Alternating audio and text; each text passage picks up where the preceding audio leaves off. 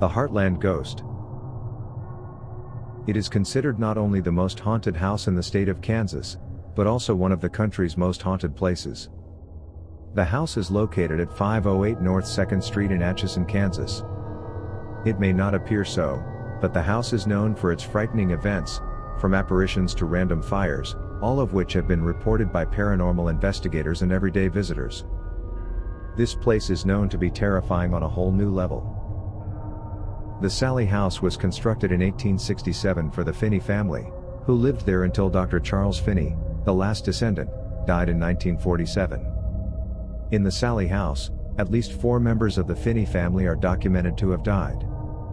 Michael Finney died on the land in 1872, Richard Edwin Finney died in 1874, William True died in 1918, and Agnes Finney True died in 1939. After the last Finney died, the family's stay in the house came to an end, and the house was rented out after her brother died in Topeka. The story of this haunted house, like most terrifying legends, begins with a little girl. Sallie was the name of the young girl. She has earned the nickname the Heartland Ghost as a result of her activities. He used the front as an office and a patient examination area. The living area for himself, his wife, and their newborn were located upstairs. A mother rushed her little 6-year-old unconscious daughter into the house one day. The small child was in excruciating discomfort in her stomach. Dr. Finney classified her condition as appendicitis, and expressed concern that her appendix may burst soon. Sallie required surgery, he concluded, and her mother consented. Dr. Finney soon commenced surgery on Sallie just as her anesthetic was about to wear off. She did not live to see the end of the operation. Despite Sallie still being conscious, the doctor did not stop operating, and she reportedly died on the table from blood loss and shock. The small girl died in agony on the operating table. It has been said he botched the surgery. After Charles Finney's death, the residence was rented out and numerous families and people stayed and left. Many of them didn't want to stay long because of strange and mysterious incidents in the house. In 1993, the house was rented to Tony and Deborah Pickman. Paranormal activity began nearly as soon as they moved into their new house, much to their dismay. In the residence, there were unexplained fires, as well as objects moving by themselves, and lights turning on and off.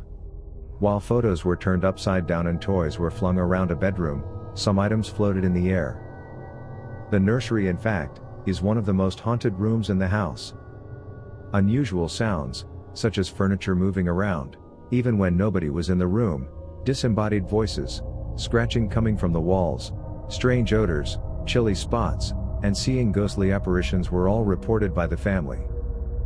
In addition to locking and unlocking themselves, the doors were said to open and close on their own.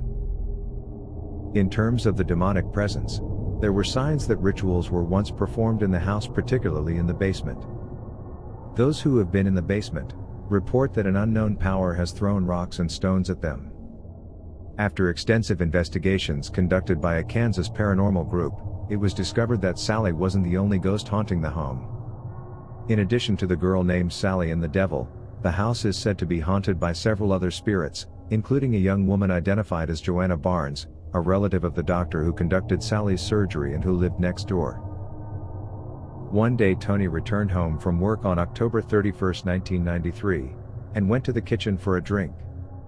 He dropped his drink and raced upstairs as soon as he noticed the small girl staring at him in the kitchen. "I saw her," he frightenedly told Deborah. Furthermore, their dog began growling at nothing. Tony Pickman was attacked physically, with cuts and burns all over his body, but Deborah and the baby were never hurt. The house's activity is so intense that some paranormal investigators were forced to leave before their research was completed, and never returned. Visitors who came as skeptics departed as full believers. It has been the subject of many TV programs including Sightings, the Travel Channel's Most Haunted Town, Unexplained Mysteries, A Haunting, My Ghost Story, Ghost Adventures, and a made-for-TV movie called The Heartland Ghost have all featured the Sallie house. The Sallie house is open to the public, allowing visitors and ghost seekers alike to explore the house. The Sallie house can be visited in 2 ways: self-guided tours and overnight stays. Self-guided excursions last an hour and cost $18 per person. If you're feeling particularly adventurous, you can spend the night at the haunted house for $125 per person. All attendees must be at least 18 years old. Every visitor is required to sign a liability disclaimer in the event of bodily injuries, although nothing severe has occurred since the Pickmans first moved there in 1993. So what do you think of the Heartland Ghost? Tell us what you think in the comments below. And as always, please like and subscribe.